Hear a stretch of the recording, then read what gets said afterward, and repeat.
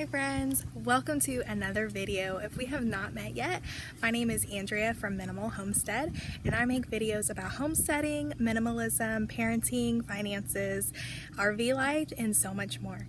If you're interested in any of those topics, hit the subscribe button down below and be notified on our upcoming videos. In today's video, I want to talk about gardening, show you my garden, and give you some tips. So let's get started. I will begin with just saying that I have not always had a green thumb. I still struggle with it.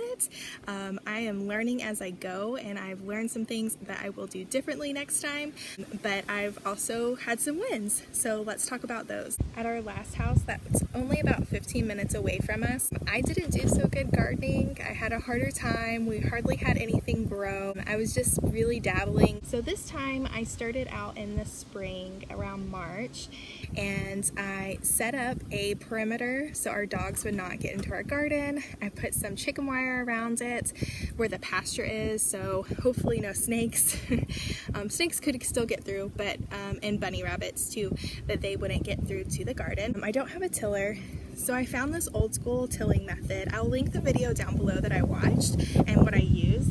It's very labor intensive, but it works really well, and I really liked the method. The one tip I'd give about that is start way earlier. I started when I was ready to plant, and it took me a few weeks to get all my holes dug and get ready for that. I also mixed my soil with compost.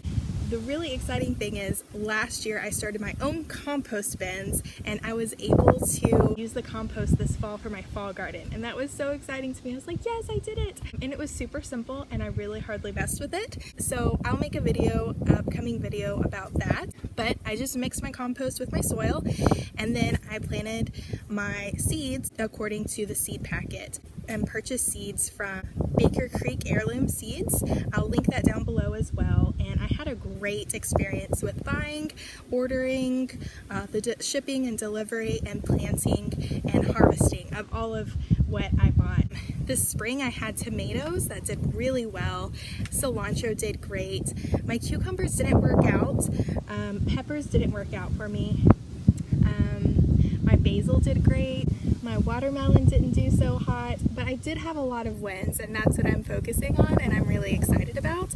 I also had lots and lots of zucchini. I was just giving my vegetables away because I had so much. Mostly tomatoes and zucchini did wonderful. I'll put a link to everything that I purchased from that seed company, so you know exactly what I purchased if you wanted to make the same purchase. We're in zone 8A in North Texas, so that kind of helps.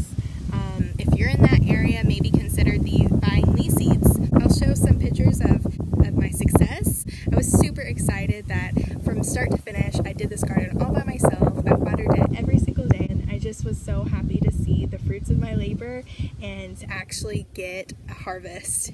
I'm still getting some tomatoes here and there. Definitely has slowed down. My zucchini's done, cilantro's been done. Still have basil, but I've already planted for fall. So for fall, I started in September, earlier in September. I'm trying cilantro again, and I'm trying cucumber again, and I'm excited to say that I have cucumbers sprouting.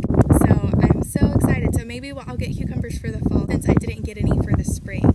In October, I'll plant some different lettuce varieties. I'm really hoping that I can get some lettuce. Okay, we're in the garden.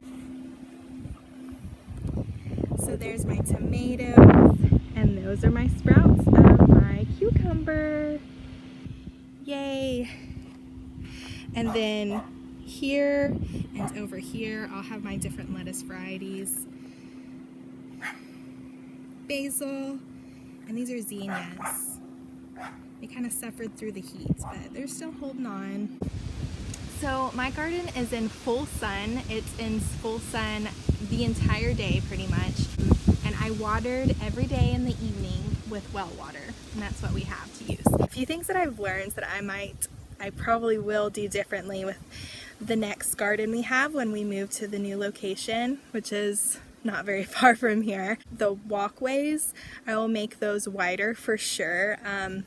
I don't know why, I guess I thought that was plenty of room, but it just wasn't. So I would make them a lot wider than I did. You can kind of see in my garden where the cardboard was laid down. That is where I have my walkways, and you pretty much have to put one foot in front of the other instead of walking normally. Another thing I learned was, I don't know if you know this, but grub worms, they actually turn into June bugs. I got rid of all the grub worms because there were so many in my garden.